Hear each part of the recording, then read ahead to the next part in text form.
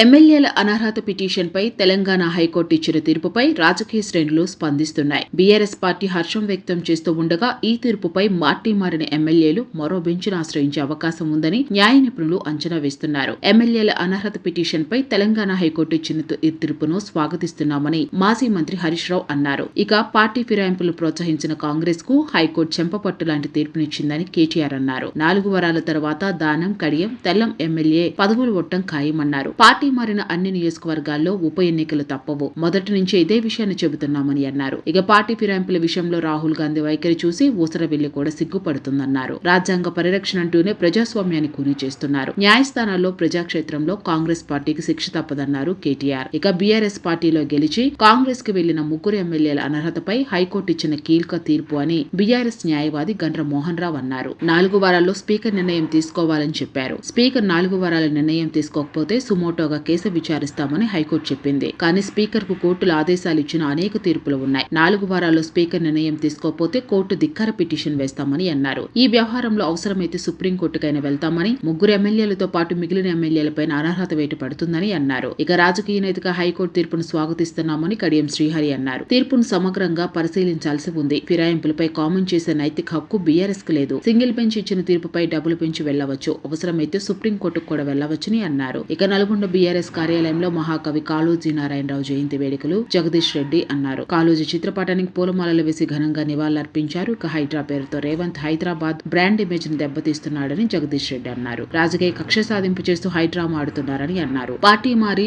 కాంగ్రెస్ లో చేరిన ఎమ్మెల్యేలపై 4 వారాల్లో చర్యలు చేపట్టాలని హైకోర్టు స్పీకర్ కు సూచించిందని ఎమ్మెల్యే పాడి కౌశిక్ రెడ్డి అన్నారు. కాంగ్రెస్ జాతీయ పార్టీలా వ్యవహరించడం లేదని ఉప ప్రాంతీయ పార్టీలా వ్యవహరిస్తుందని అన్నారు.